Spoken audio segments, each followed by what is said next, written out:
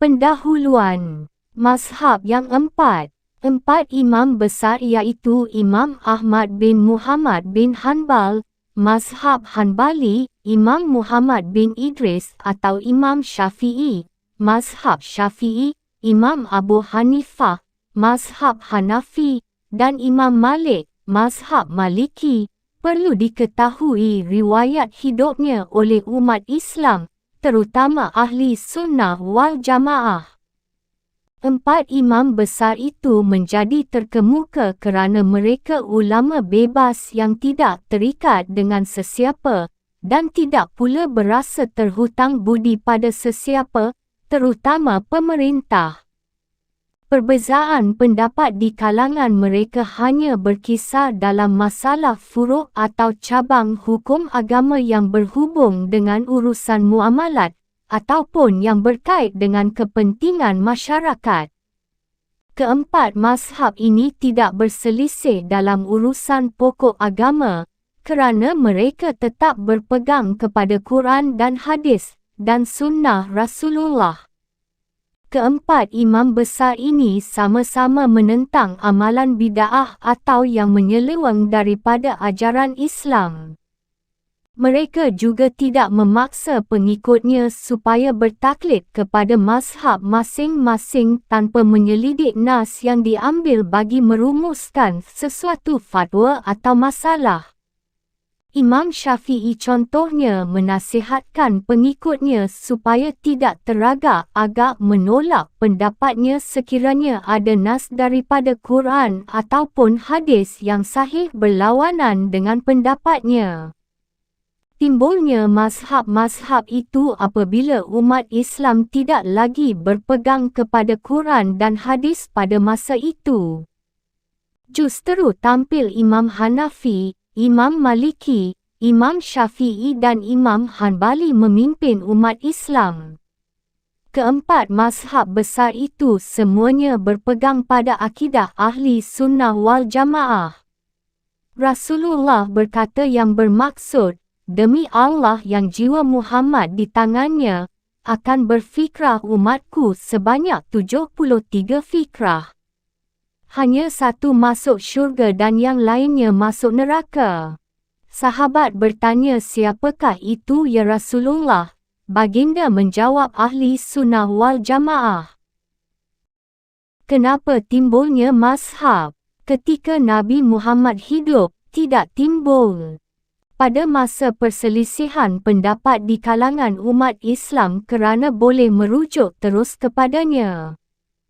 Tetapi selepas baginda wafat pada 2 Rabiul Awal tahun 11 Hijrah ataupun 8 Jun tahun 632 Masihi, wujud perbezaan pendapat di kalangan umat Islam.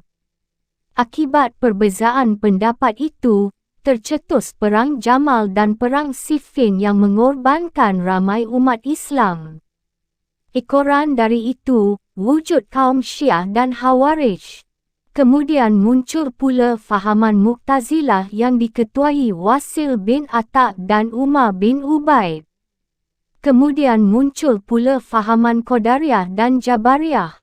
Akhirnya muncul pula fahaman ahli sunnah wal jamaah yang diketuai Syekh Abu Hasan Asy'ari dan Syekh Abu Mansur Al-Maturidi. Di bawah ini dinyatakan perbezaan fahaman-fahaman itu. 1. Kaum Syiah, kaum yang berlebih-lebihan memuja Saidina Ali bin Abi Talib. Malah dikatakan mereka tidak mengakui Khalifah Abu Bakar As-Siddiq, Umar Al-Khattab dan Uthman Al-Affan. Namun fahaman Syiah juga berpecah kepada 22 aliran. 2. Kaum Khawarij, kaum yang membenci Saidina Ali bin Abi Talib, malah ada yang mengkafirkannya. Mereka sanggup membunuh Saidina Ali bin Abi Talib dan keluarganya. Mereka tidak sependapat dan berpecah kepada 20 aliran. 3. Kaum Mu'tazilah, kaum yang berfahaman Tuhan tidak mempunyai sifat. Kerana itu manusia berkuasa ke atas dirinya sendiri.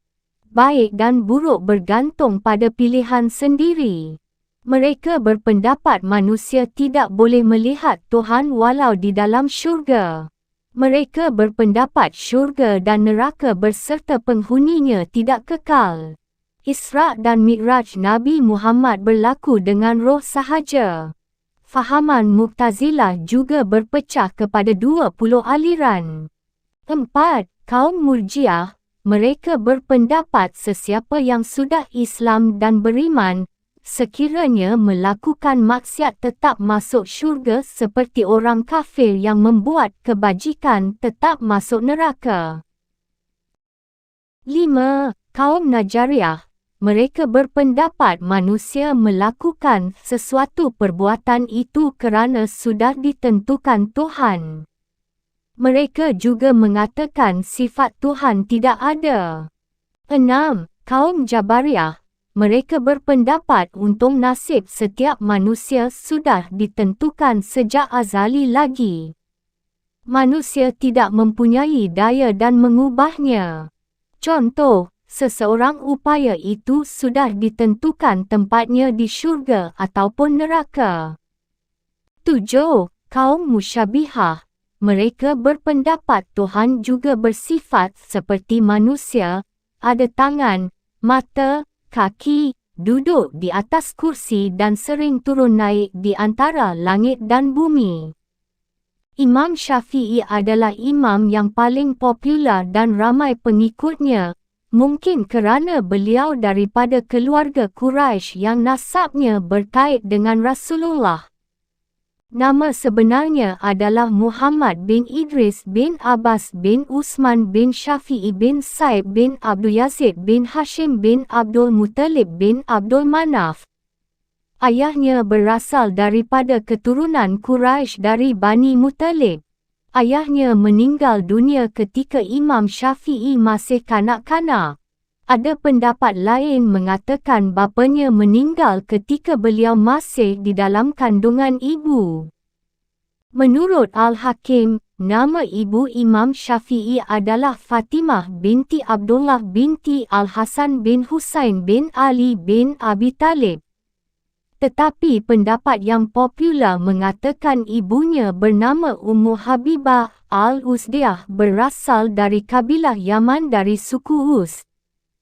Beliau dilahirkan di kota Gaza, Palestin pada bulan Rejab tahun 150 Hijrah. Ada yang mengatakan pada malam beliau dilahirkan, Imam Abu Hanifah meninggal dunia. Khalifah Islam pada masa itu adalah Khalifah Abu Ja'far Al-Mansur dari Bani Abbasiyah. Imam Syafi'i dibesarkan dalam serba kekurangan. Sejak kecil lagi beliau sudah mempelajari Quran. Beliau mula menghafal Quran sejak berusia 9 tahun. Selama 10 tahun beliau menghafal dan memahami kitab Al-Muwatta yang ditulis Imam Malik. Beliau mempunyai suara merdu, boleh bersyair dan bersajak. Ketika berusia 15 tahun, beliau mengajar dan memberi fatwa kepada orang ramai di Masjid Al-Haram. Kerana kegigihan dan kecerdikan beliau yang luar biasa, beliau disanjung masyarakat. Beliau meninggal di Mesir tahun 204 Hijrah ketika berumur 54 tahun. Imam Syafi'i menentang amalan bid'ah. Katanya amalan bid'ah itu terbahagi dua. Pertama, bid'ah yang terpuji. Kedua, bid'ah yang keji. Sesuai dengan sunnah adalah bid'ah yang terpuji. Mana-mana yang menyalahi sunnah adalah bid'ah yang keji. Katanya lagi, semua perkara yang diadakan menyalahi Quran dan sunnah atau ijma' ulama adalah bid'ah yang sesat. Perkara kebaikan yang tidak menyalahi sedikit pun daripada semuanya itu adalah bid'ah terpuji. Imam Syafi'i juga melarang taklid, baik taklid kepada dirinya sendiri ataupun kepada sesiapa sahaja. Semasa hidup, beliau selalu menasihatkan orang ramai terutama anak muridnya berkenaan taklid. Janganlah mereka reka dalam perkara-perkara agama mengguna pakai taklid sahaja kepada perkataan ataupun tindakan yang tidak disertai dengan keterangan ataupun alasan dari Quran dan hadis. Pesan Imam Syafi'i, tiap-tiap perkara yang saya katakan padahal kata Rasulullah bertentangan dengan perkataan saya, Rasulullah itulah yang lebih utama perlu dituruti. Pandangan mengenai Imam Syafi'i. Imam Malik bin Anas berkata, tidak ada lagi keturunan Quraisy lebih pandai daripada Imam Syafi'i. Imam Ahmad bin Hanbal berkata, saya belum faham mengenai ilmu hadis kecuali selepas belajar dengan Imam Syafi'i. Imam Ahmad bin Hanbal berkata lagi, wahai anakku, Imam Syafi'i itu seperti matahari bagi dunia dan seperti kesihatan bagi tubuh. Fikirlah adakah gunanya selain dari dua ini. Imam Muhammad Al-Hakam berkata, saya belum berjumpa seorang yang lebih mengetahui cerdik akalnya, lebih cerdas fikirannya, lebih cermat amalannya, lebih fasih lidahnya daripada Imam Syafi'i. Imam Muhammad berkata lagi, saya belum berjumpa seorang yang lebih mengetahui berkenaan usul fikih selain Imam Syafi'i. Bashrat Muraisi, seorang pengkaji sejarah dan pengikutnya berkata, akal Imam Syafi'i menyamai akal separuh penduduk dunia. Beliau lebih suka membicarakan soal pokok daripada soal furuk. Ibnu Ruhwayh pula berkata, Imam Syafi'i memiliki lidah yang fasih dan iman yang teguh. Beliau adalah ahli pidato yang mengetahui rahsia kejiwaan. Antara kitab-kitabnya yang terpenting: 1. Al-Hujjah, 2. Al-Imlaq, 3. Al-Um, 4. Mukhtasar Al-Muzani, 5. Al-Risalah, 6. Ahkamul Quran, 7. Ibtalul Istihsan, 8. Al-Buaiti, 9. Al-Qiyas, 10. Al-Musnad, 11. Jamil Ilmi, 12. Mukhtasar Al-Buaiti, 13. Harmalah, 14. Jami Al-Mizani As-Sagir, 15. Jami Al-Muzani Al-Kabir, 16. Istiqbalul Qiblatain, 17. Al-Amali, 18. Al-Qasamah, 19. Al-Jizyah, 20. Kitab Ahli Bagi. Sumbangan Imam Syafi'i kepada masyarakat.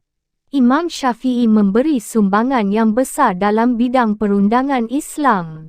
Beliau juga menyusun tidak kurang daripada 113 buah kitab.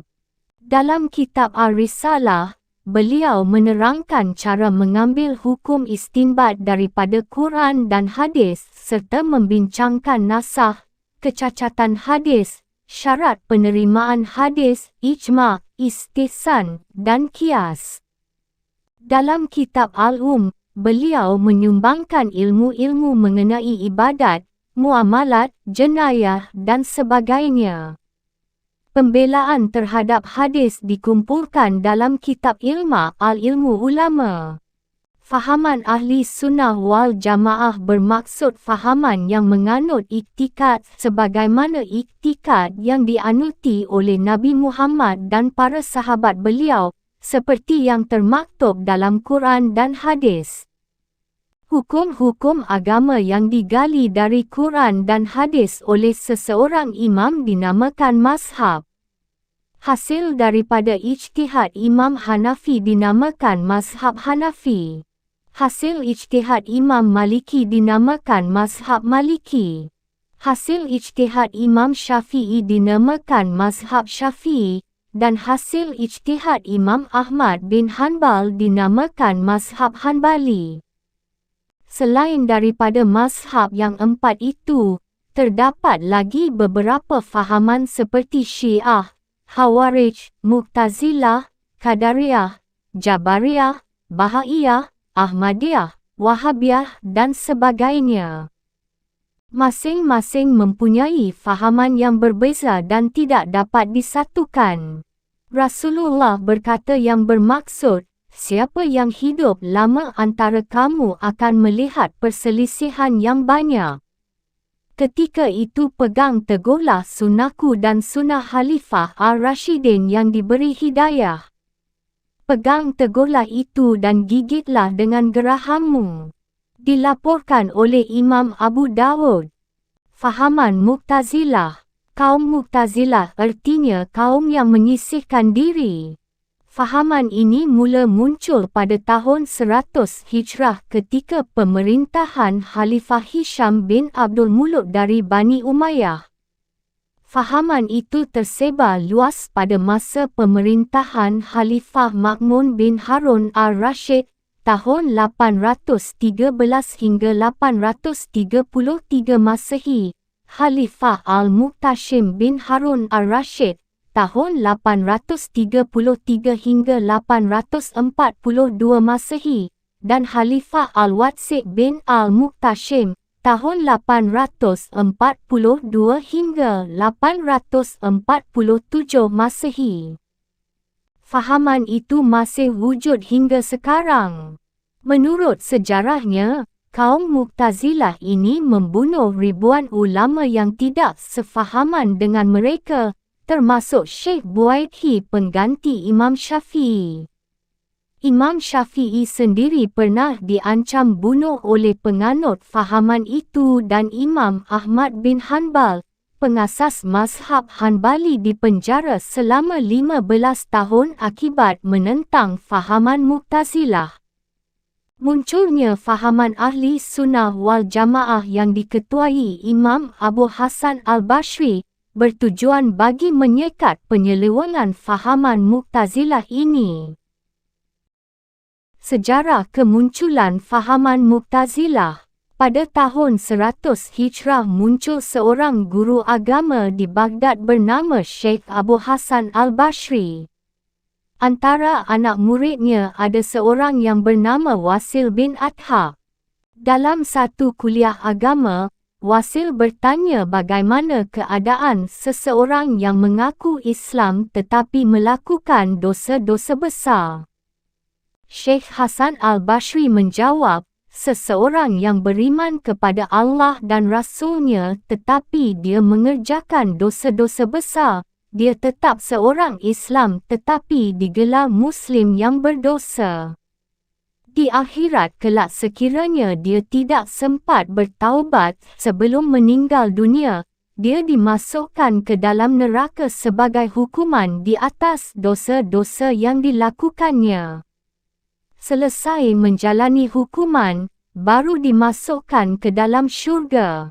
Tetapi sekiranya dia sempat bertaubat, sesungguhnya Allah itu Maha Pengampun.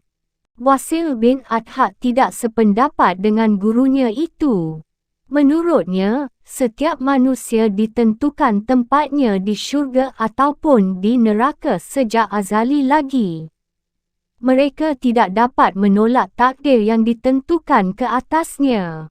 Kerana berbeza pendapat dengan gurunya, Wasil dan mereka yang sependapat dengannya menyisihkan diri daripada ajaran guru mereka. Fahaman Mu'tazilah. Fahaman ini lebih mengutamakan akal mereka daripada Quran dan hadis. Setiap sesuatu masalah dipertimbangkan dahulu dengan akal mereka, mana yang tidak sesuai dengan akal, mereka buang walaupun ada hadis ataupun ayat Quran yang bertalian dengan masalah itu. Bagi fahaman Mu'tazilah, akal fikiran itu lebih tinggi dari Quran dan hadis, tetapi fahaman Ahli Sunnah wal Jamaah pula mengatakan Quran dan hadis itu lebih tinggi daripada akal fikiran. Kerana itu fahaman Mu'tazilah menolak peristiwa Isra dan Mi'raj kerana bertentangan dengan akal mereka. Mereka juga menolak adanya siksaan kubur kerana mustahil mayat yang terbaring dalam liang lahat yang sempit itu dapat dibangunkan semula. Dengan erti kata lain, fahaman Mu'tazilah mentafsirkan ayat Quran dan hadis menggunakan akal fikiran sendiri tanpa merujuk pendapat ulama yang muktabar. Fahaman Mu'tazilah bertentangan dengan fahaman ahli sunnah wal jamaah. 1. Buruk dan baik ditentukan oleh akal. Bagi fahaman Mu'tazilah, buruk dan baik sesuatu perkara itu bergantung kepada akal. Perkara yang baik bagi akal, baiklah ia. Mana yang buruk bagi akal, buruklah ia. Bagi ahli sunnah wal jamaah pula, baik dan buruk sesuatu perkara itu ditentukan oleh hukum yang terdapat dalam Quran dan hadis. Apa yang baik dikatakan oleh syariat Islam, yakni Quran dan hadis, maka baiklah. Apa yang dikatakan buruk maka buruklah. Bagi ahli sunnah wal jamaah, akal itu digunakan bagi meneliti, sebagai alat pelaksana, bukan bagi menentukan sesuatu hukum. Yang berhak menentukannya adalah Quran dan hadis. Ini disebabkan akal manusia itu terbatas dan tidak tetap. Apa yang baik pada pandangan seseorang mungkin buruk pada pandangan orang lain. Allah tidak mempunyai sifat. Fahaman Mu'tazilah mengatakan Allah itu tidak mempunyai sifat. Tuhan mendengar dengan zatnya, melihat dengan zatnya, dan berkata dengan zatnya. Tetapi ahli sunnah wal jamaah mengatakan Allah itu mempunyai zat dan sifat. Ada sifat yang wajib, mustahil dan harus. Ini berdasarkan ayat Quran surah Al-Hasyr ayat 22, yang bermaksud, Dialah Tuhan, tiada Tuhan selain Dia yang mengetahui yang tersembunyi dan yang terang, Dia yang pengasih dan penyayang. Quran makhluk. Kaum Mu'tazilah mengatakan Quran itu makhluk bukan sifat Allah yang qadim. Kaum ahli sunnah wal jamaah mengatakan Quran itu adalah qadim bukan makhluk. Wahyu Allah yang qadim itu diperdengarkan kepada malaikat Jibril lalu dijadikan bersuara dan berhuruf. Malaikat Jibril membacanya kepada Nabi Muhammad sebagai wahyu. Ini yang dipertahankan oleh Imam Syafi'i dan Imam Ahmad bin Hanbal serta ulama yang lain. Imam Ahmad bin Hanbal disiksa separuh mati kerana tidak mahu mengatakan Quran itu makhluk. Imam Buaiti disiksa sampai mati kerana mempertahankan pendapatnya. Pembuat dosa besar. Imam Hasan Basri berpendapat, seseorang yang melakukan dosa besar seperti membunuh manusia, menderhaka kepada ibu bapa, dan sebagainya tidak menjadi kafir dengan perbuatannya tetapi berdosa. Sekiranya dia tidak bertaubat, di akhirat kelak dimasukkan ke dalam neraka sebagai hukumannya. Kemudian dikeluarkan semula lalu dimasukkan ke dalam syurga. Kaum Mu'tazilah pula berpendapat, seseorang Islam yang melakukan dosa besar dan mati atas dosanya dan tidak bertaubat, dia tidak lagi mukmin tetapi tidak pula kafir. Kedudukannya di antara mukmin dengan kafir. Ia dimasukkan ke dalam neraka tetapi hukumannya diringankan, nerakanya tidak sepanas orang kafir. Isra dan Mi'raj. Kaum Mu'tazilah tidak mengakui berlakunya Mi'raj atau naik ke langit kosong tetapi mengakui berlakunya Isra atau berjalan malam dari Mekah ke Masjidil Aqsa. Alasannya Mi'raj tidak masuk akal, walaupun ada hadis sahih yang menceritakannya. Neraka dan syurga tidak kekal. Fahaman Mu'tazilah mengatakan syurga dan neraka tidak kekal kerana akhirnya akan dilenyapkan.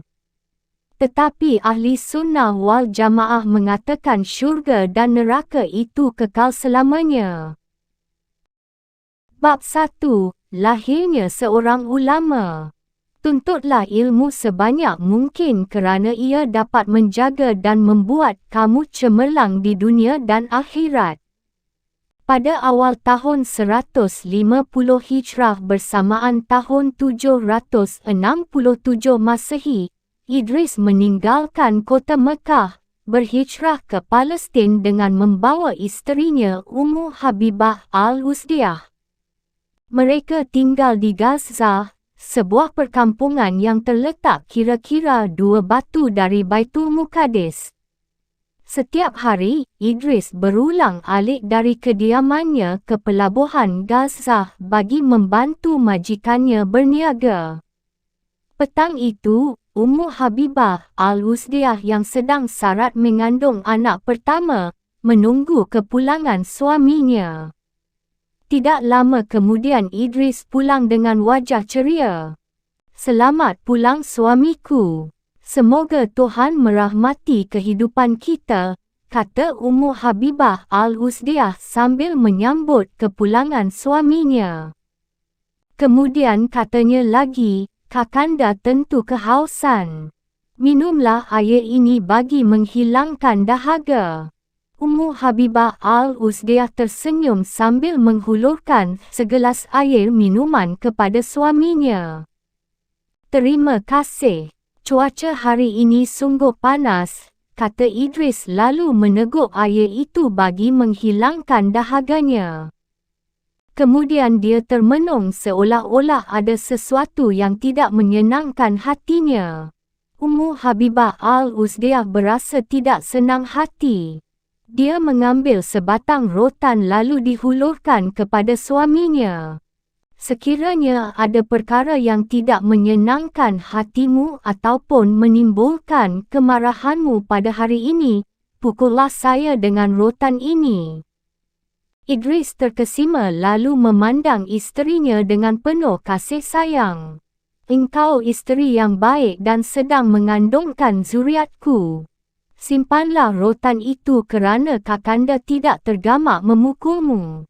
Tambah pula kamu tidak melakukan apa-apa kesalahan dan tidak menyakiti hatiku," katanya. Sebentar tadi kakanda termenung seperti ada sesuatu yang tidak menyenangkan hati. "Adinda khawatir sekiranya melukakan hati kakanda," kata Ummu Habibah Al-Uzdiyah. "Kakanda sedang memikirkan nasib kita yang berada jauh dari kampung halaman. Tambahan pula tidak lama lagi kita akan dikurniakan cahaya mata, penyambung zuriat kita. Kakanda terfikir, sekiranya sesuatu yang tidak baik terjadi kepada kakanda, bagaimana nanti nasib adinda dan anak kita? Sesungguhnya Tuhan itu Maha Pengasih kepada hamba-Nya. Selagi kita hidup, maka selama itu kita dikurniakan rezeki. Kita perlu berusaha bagi mendapatkannya." "Benar katamu. Cuma sesekali fikiran kakanda bagaikan dihasut syaitan. Bimbang apabila memikirkan untung nasib kamu sekiranya kakanda sudah tiada. Tambahan pula kita miskin. Tidak ada harta yang kakanda tinggalkan selain beberapa helai pakaian yang sudah lusuh. Apakah kakanda sudah lupa dengan janji kita sebelum meninggalkan kota Mekah?" tanya Ummu Habibah Al-Uzdiyah. "Masakan kakanda lupa yang kita sudah berjanji akan bersama menghadapi suka ataupun duka sepanjang berada di perantauan?" jawab Idris. "Adinda tetap bahagia walaupun hidup kita tidak mewah seperti orang lain. Bukankah Nabi Muhammad mengatakan, kaya itu bukan terletak pada harta yang banyak, tetapi kaya itu letaknya di hati dan di jiwa kita," kata Ummu Habibah Al-Uzdiyah. Dia berasa bertuah kerana mendapat isteri yang solehah. Ummu Habibah Al-Uzdiyah melakukan tanggungjawabnya sebagai isteri dengan baik dan tidak pernah bersungut walau kehidupan mereka tidak semewah orang lain. Hari ini genap 9 bulan kandungan ini. Tidak lama lagi Adinda akan melahirkan zuriat kakanda, kata Ummu Habibah Al-Uzdiyah dengan penuh harapan. Kakanda juga gembira. Semoga kita mendapat anak lelaki. Apabila besar kelak menjadi seorang yang berilmu pengetahuan, kata Idris pula, juga dengan penuh pengharapan.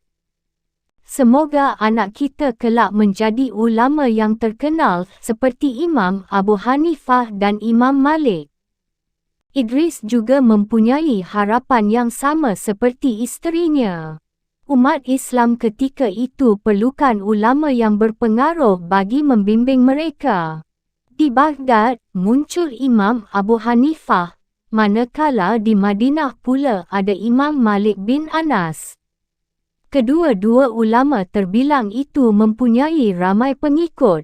Tetapi masih ramai lagi umat Islam yang dahagakan ilmu pengetahuan serta bimbingan daripada ulama-ulama seperti mereka. Dia teringat sebuah hadis Rasulullah yang bermaksud, pada setiap 100 tahun, Allah membangkitkan seorang mujadid daripada keturunanku yang akan memperbaharui keadaan umatnya dalam hal agamanya. Umat Islam menunggu kelahiran mujadid yang dimaksudkan oleh Nabi Muhammad itu. Idris juga berdoa semoga ada di kalangan anak-anaknya yang akan menjadi lelaki pilihan itu. Idris teringat kota Mekah tempat kelahirannya. Di sana ramai ulama terbilang. Setiap hari banyak kelas agama diadakan di dalam Masjidil Haram. Tetapi kini dia dan isterinya berada di Palestin. Menetap di Al-Zah yang terletak lebih kurang 2 batu dari Baitul Muqaddis. Dia membawa isterinya merantau ke Palestin bagi mencuba nasib dengan memulakan kehidupan baru. Tetapi kehidupan di Palestin lebih sukar daripada kota Mekah, kerana mereka jauh dari sanak saudara dan kaum keluarga. Idris berasal daripada keluarga Bani Hashim. Salasilah keturunannya sama dengan keluarga Nabi Muhammad. Ayahnya bernama Al-Abbas bin Usman bin Syafi'i bin Sa'id bin Abdul Yazid bin Hashim bin Abdul Muttalib bin Abdul Manab bin Qusay. Mengikut sejarahnya, Abdul Manab dikurniakan 4 orang anak iaitu Hashim, moyang kepada Nabi Muhammad, Abdul Syam, Naufal dan Abdul Muttalib. Hashim dan Abdul Muttalib adalah 2 saudara yang akrab. Seterusnya terbentuklah 2 keluarga keturunan Bani Hashim dan Bani Abdul Muttalib. Apabila Muhammad menjadi Rasul, mereka turut membantu dalam melaksanakan dakwah Rasulullah. Mereka sanggup menderita kerana melindungi Nabi Muhammad daripada ancaman orang Quraisy. Nabi Muhammad begitu menyayangi mereka dengan berkata, "Kami Bani Hashim dan Bani Muttalib adalah satu." Tetapi Bani Syam dan Bani Naufal amat keras memusuhi Nabi Muhammad hingga kedua-dua keluarga itu tidak mendapat apa-apa keistimewaan daripada beliau. Apabila anak kita lahir nanti, kita pulang semula ke kota Mekah. Di sana, kehidupan kita lebih selamat walaupun dalam kesusahan. Di sini, kita jauh dari saudara mara dan kaum keluarga. Sekiranya sesuatu terjadi, tidak ada sesiapa yang pedulikan kita, kata Idris pula. Kemudian katanya lagi, sejak orang Bani Umayyah memerintah, keluarga Bani Hashim dan Bani Abdul Muttalib tidak dipedulikan lagi. Apabila orang Bani Abbas pula memerintah, mereka memusuhi keluarga Bani Umayyah. Kakanda tidak mahu terlibat dengan pertelingkahan ini. Kerana itu lebih selamat apabila kita pulang ke kota Mekah. Bagaimana sekiranya kita pindah ke kota Baghdad? Bukankah Khalifah Abu Ja'far al-Mansur itu daripada keluarga Bani Hashim? Mungkin beliau dapat membantu kita, cadang Ummu Habibah al-Uzdiyah pula. Memang benar pemerintahan kerajaan Abbasiyah berpusat di kota Baghdad. Tetapi Khalifah Abu Ja'far al-Mansur bukan seperti Khalifah Umar Abdul Aziz. Oleh itu lebih baik kita pulang ke kota Mekah sahaja, kata Idris pula. Kemudian katanya lagi, walau di mana pun kita berada, janganlah bergantung pada raja. Apa yang kita mahukan daripada seorang raja? Apabila raja murka, dia pasti menghukum kita. Apabila dia jemu, kita pasti dibuang begitu sahaja.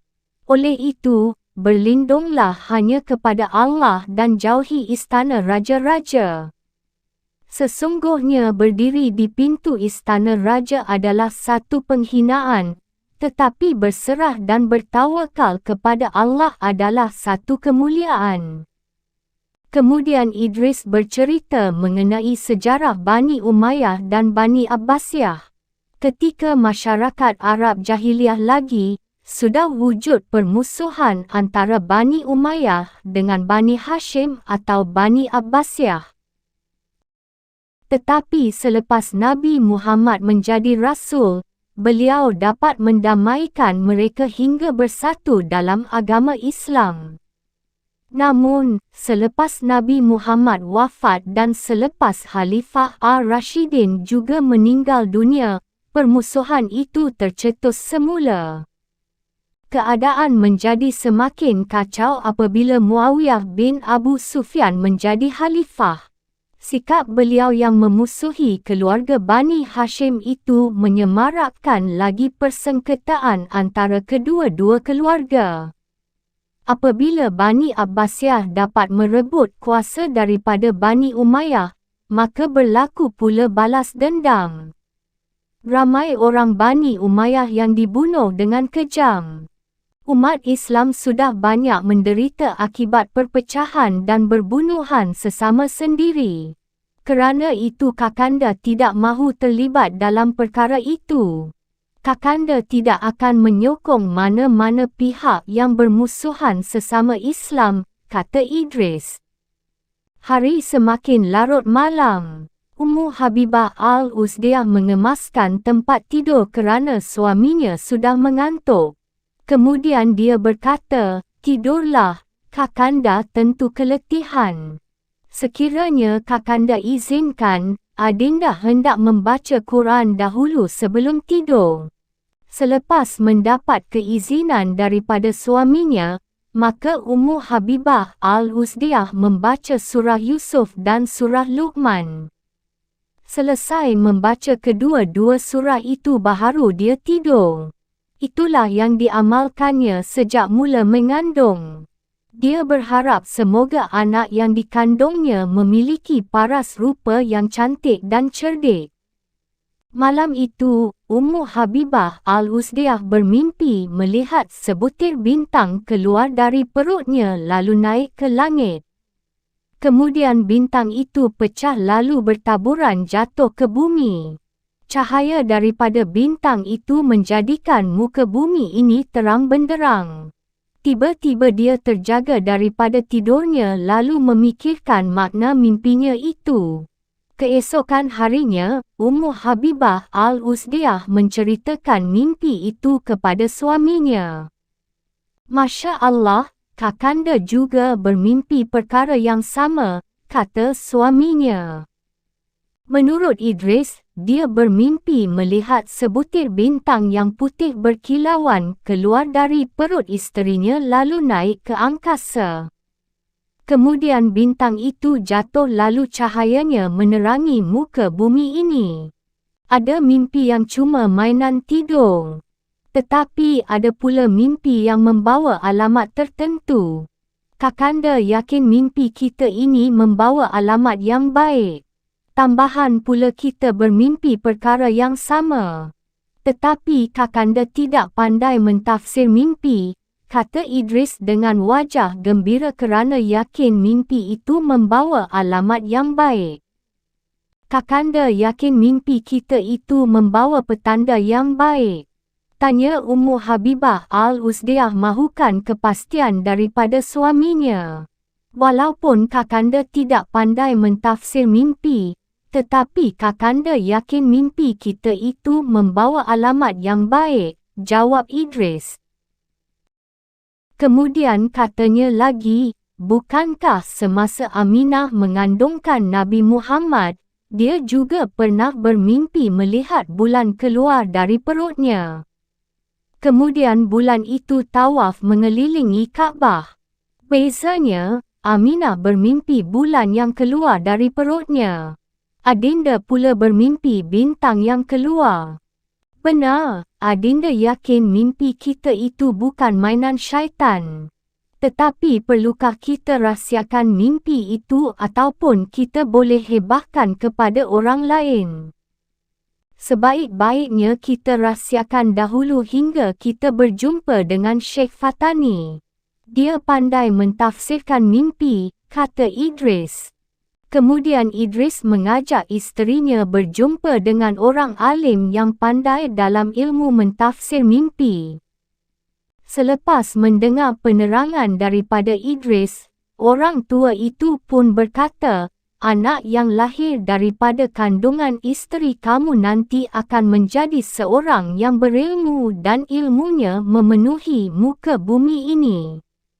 Oleh itu, jaga dan didiklah anak itu dengan baik. Ajar dia ilmu agama supaya apabila dewasa kelak menjadi insan yang berilmu. Idris dan Ummu Habibah Al-Uzdiah senang hati mendengar tafsiran mimpi daripada orang alim itu. Mereka berharap anak itu menjadi orang yang berilmu pengetahuan, berguna kepada agama, bangsa dan tanah air. Pada suatu malam, Ummu Habibah Al-Uzdiah merasakan kandungannya sudah semakin sakit. Idris segera menjemput bidan datang ke rumahnya. Tetapi ketika mak bidan sampai, Ummu Habibah Al-Uzdiah sudah selamat melahirkan anaknya. Kamu melahirkannya tanpa bantuan daripada sesiapa? Tanya mak bidan hairan. Tuhan memudahkan saya bersalin. Saya tidak berasa kesakitan yang sangat, jawab Ummu Habibah Al-Uzdiah sambil melahirkan rasa kesyukuran. Idris juga kelihatan gembira. Dia menggendong bayi yang baru dilahirkan itu lalu mengalunkan azan. Kemudian dia berdoa semoga anak itu akan menjadi anak yang soleh. Aku namakan anakku ini Muhammad. Semoga dia mendapat syafaat daripada Nabi Muhammad di akhirat kelak, katanya. Bab 2, Imam Abu Hanifah. Perbanyakkan menyebut Allah daripada menyebut makhluk. Perbanyakkan menyebut akhirat daripada menyebut dunia. 28 Rejab tahun 150 Hijrah. Di kota Baghdad ada seorang ulama yang masyhur, namanya Al-Nu'man bin Sabit atau lebih dikenali dengan nama Imam Abu Hanifah. Beliau disayangi serta dihormati orang ramai, tetapi dimusuhi oleh khalifah kerana ketegasannya.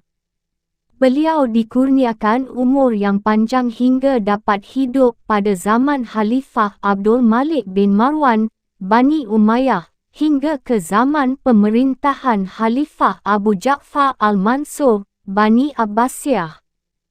Semasa Khalifah Bani Umayyah berkuasa, Imam Abu Hanifah dipenjara serta disiksa kerana enggan memegang jawatan kadi yang ditawarkan oleh Khalifah. Beliau sanggup diseksa daripada bekerjasama dengan Khalifah yang dianggapnya zalim. Apabila Bani Abbasiyah berjaya merebut kuasa daripada Bani Umayyah, Imam Abu Hanifah ditawarkan semula jawatan sebagai hakim tetapi tetap ditolaknya hingga Khalifah menjadi murka. Dia ditangkap lalu dipenjara serta diseksa dengan sebatan rotan. Namun, dia tidak berganjak daripada pendiriannya. Tuanku, sekiranya saya dibunuh, ulama lain akan meneruskan perjuanganku ini, kata Imam Abu Hanifah sambil menahan kesakitan akibat disebat oleh Khalifah Al-Mansur. Beta boleh membebaskan kamu dengan syarat kamu menerima tawaran beta. Sekiranya kamu masih menolak, kamu akan terus dikurung di dalam penjara. Setiap hari kamu akan didera.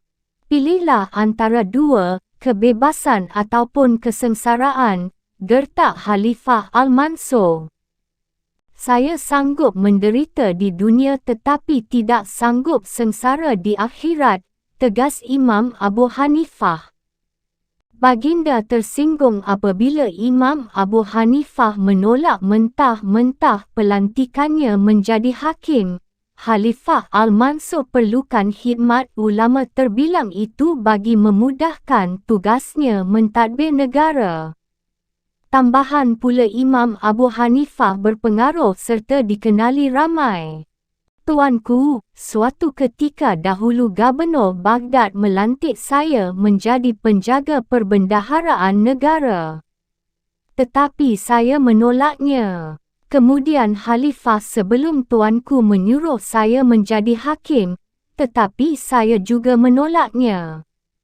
Kerana itu tidak ada sebab untuk saya mengubah pendirian menerima pelantikan tuanku, tegas Imam Abu Hanifah. Khalifah Al-Mansur marah lalu berkata, beta bersumpah tidak akan memberikan jawatan ini kepada orang lain selain kamu. Amirul Mukminin sudah bersumpah, adakah kamu masih sanggup menolak pelantikan itu? Tanya Gubernur Baghdad pula. Aku tidak akan menerima jawatan itu sekalipun aku dibunuh. Jawab Imam Abu Hanifah. Khalifah Al-Mansur bertempik marah, lalu memerintahkan pengawalnya mengurung semula Imam Abu Hanifah ke dalam penjara. Kemudian baginda mencari ikhtiar bagi memujuk Imam Abu Hanifah menerima pelantikan itu. Perintahkan ibu Imam Abu Hanifah datang menghadap beta sekarang juga, perintah Khalifah Al-Mansur. Perintah itu segera dijalankan. Tidak lama kemudian, ibu Imam Abu Hanifah datang ke istana menghadap Khalifah. Baginda mengarahkannya memujuk Imam Abu Hanifah supaya bersetuju menerima tawaran jawatan hakim ataupun kadi. Ibu Imam Abu Hanifah bersetuju memujuk anaknya. Anak bonda yang dikasihi. Suatu ketika dahulu bonda berbangga dan gembira kerana kamu menjadi orang yang banyak ilmu dan disanjung tinggi. Tetapi sekarang bonda berdukacita melihat keadaanmu. Kerana itu lebih elok kamu buang sahaja dan lemparkan jauh-jauh ilmu-ilmu yang kamu dapati kerana tidak ada manfaatnya. Apa yang kamu dapati sekarang adalah dikurung di dalam penjara, dipukul dengan cemeti setiap hari dan rantai yang membelit tubuhmu, kata ibunya sambil menangis. Imam Abu Hanifah menjawab pujukan ibu yang dikasihinya itu dengan lembut, "Wahai ibuku, anakanda bersyukur dengan apa yang Tuhan kurniakan kepadaku. Sekiranya anakanda hendakkan kemewahan dunia, tentu anakanda akan mendapatnya. Anakanda tidak akan dipukul dan dipenjara. Tetapi anakanda mengutamakan keredaan Allah serta memelihara ilmu pengetahuan yang anakanda dapati. Anakanda tidak akan membuang ilmu pengetahuan yang selama ini anakanda pelihara sekiranya menuju kepada kemurkaan Allah. Anakku, Cuba beritahu bonda kenapa anakanda menolak jawatan itu. Bukankah itu perintah Khalifah? Tanya ibu Imam Hanafi yang masih belum berpuas hati dengan jawapan anaknya. Wahai bondaku, Khalifah sekarang bukan seperti Khalifah Abu Bakar As-Siddiq, Umar Al-Khattab, Utsman bin Affan, dan Ali bin Abi Talib. Sekiranya mereka mencontohi Khalifah Umar bin Abdul Aziz pun sudah cukup membuat anakanda mahu berkhidmat dengannya. Tetapi Khalifah sekarang berlaku zalim. Lihatlah apa yang baginda lakukan kepada anakanda. Kerana itu sekiranya Khalifah menyuruh anakanda menegakkan pintu masjid sekalipun, anakanda akan menolaknya. Ini kan pula disuruh menandatangani surat memenggal leher orang Islam. Demi Allah, anakanda tidak akan bersubahat dengannya, jawab Imam Abu Hanifah. Anakku, seluruh badan kamu bengkak dan berdarah akibat disebat dengan cemeti. Bonda yang melihat keadaan kamu pun sudah merasa sakit. Apatah lagi dirimu, pujuk ibunya lagi. Wahai ibuku, rotan yang anakanda terima di dunia ini lebih baik berbanding cemeti Allah di akhirat kelak. Anakanda lebih takut hukuman Allah berbanding hukuman Khalifah, kata Imam Abu Hanifah. Si ibu berasa kecewa kerana tidak dapat memujuk anaknya. Kemarahan Khalifah Al-Mansur kepada Imam Abu Hanifah tidak dapat ditahan lagi apabila semua usaha yang dilakukannya tidak berjaya.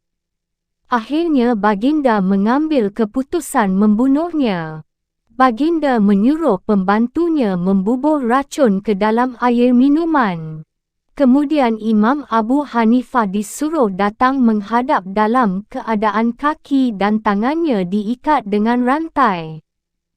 Buka rantai yang mengikat kaki dan tangannya, perintah Khalifah, berpura-pura bersikap baik. Pengawal segera membuka rantai yang mengikat Imam Abu Hanifah. Kemudian dia disuruh berdiri, tetapi keadaannya sudah terlalu lemah kerana tidak diberi makanan dan minuman, juga disebat dengan rotan setiap hari. Beta sudah membebaskan kamu dari rantai itu. Sekarang mahukah kamu ikut perintah beta? Tanya Khalifah Al-Mansur. Perintah apa? Tanya Imam Abu Hanifah. Minum air itu, jawab Khalifah sambil menyuruh pembantunya memberikan minuman yang sudah dibubur racun itu. Imam Abu Hanifah ketika itu berada dalam keadaan lapar dan dahaga. Beliau terpaksa juga meminum air yang diberikan itu. Selepas habis diminum, Khalifah menyuruh pengawalnya menghantar semula Imam Abu Hanifah ke dalam penjara. Tidak lama kemudian, racun yang diminumnya itu memasuki urat sarafnya. Seluruh tubuhnya berasa panas namun tidak siapa yang menolongnya. Akhirnya Imam Abu Hanifah meninggal dunia. Pada malam itu juga Imam Syafi'i dilahirkan. Berita Imam Abu Hanifah meninggal dunia di dalam penjara mengejutkan orang ramai. Penduduk kota Baghdad keluar beramai-ramai menuju ke istana menuntut supaya jenazah Imam Abu Hanifah diserahkan kepada keluarganya dengan segera. Bimbang keadaan tidak terkawal, maka Khalifah segera memerintahkan jenazah ulama terbilang itu diserahkan kepada keluarganya bagi dimandi, dikafan dan disembahyangkan. Kemudian orang ramai mengiringi jenazah Imam Abu Hanifah ke tanah perkuburan. Jumlah mereka lebih 50,000 orang. Khalifah Al-Mansur cuba merahsiakan sebab-sebab kematian Imam Abu Hanifah. Namun, akhirnya rahsia itu bocor juga apabila salah seorang pelayan istana berpaling tada kerana tidak sanggup bersubahat dengan kezaliman khalifah. Dia menghebahkan kepada orang ramai yang Imam Abu Hanifah diracun oleh khalifah. Ini menimbulkan kemarahan orang ramai. Mereka semakin membenci serta menjauhkan diri daripada khalifah. Akibatnya pemerintahan baginda semakin lemah. Tidak lama kemudian terjadi pula perbalahan hebat antara golongan ahli nakli iaitu mereka yang berpegang kuat kepada Quran dan hadis, dengan golongan ahli ra'yi yang hanya menggunakan akal fikiran mereka bagi menyelesaikan sesuatu masalah. Kerana hebatnya perbalahan itu, hampir terjadi pertumpahan darah sesama mereka. Khalifah berasa susah hati. Ketika itu baru baginda menyesal kerana membunuh Imam Abu Hanifah. Tambahan pula orang ramai sudah tidak lagi menghormati baginda. Berita mengenai Imam Abu Hanifah meninggal dunia sampai ke Palestin. Ramai yang berasa sedih serta meratapi pemergiannya. Tambahan pula apabila mendapat tahu sebab kematiannya kerana diberi minuman bercampur racun oleh khalifah. Ada antara anak murid Imam Abu Hanifah mahu menuntut bela atas kematian guru mereka, tetapi dapat disabarkan oleh Imam Maliki yang berada di Madinah. Khalifah Al-Mansur menjemput Imam Maliki datang ke Baghdad, tetapi ditolaknya pelawaan itu dengan alasan penduduk Madinah memerlukan khidmat beliau. Di Gaza, Palestin pula, jiran-jiran berkumpul di rumah Idris. Mereka mengucapkan tahniah kepada pasangan itu kerana dikurniakan seorang bayi lelaki yang sihat dan comel. Sebagai tanda kesyukuran, Idris menyembelih 2 ekor kambing jantan lalu dimasak untuk dijamu kepada tetamu yang datang. Imam Abu Hanifah meninggal dunia pada malam anak kita dilahirkan. Mari kita berdoa semoga anak kita ini menjadi ulama terbilang seperti Imam Abu Hanifah, kata Idris. Adinda yakin apabila besar kelak anak kita ini akan menjadi orang yang berilmu dan ilmunya tersebar ke seluruh muka bumi ini, kata Ummu Habibah Al-Husdiah.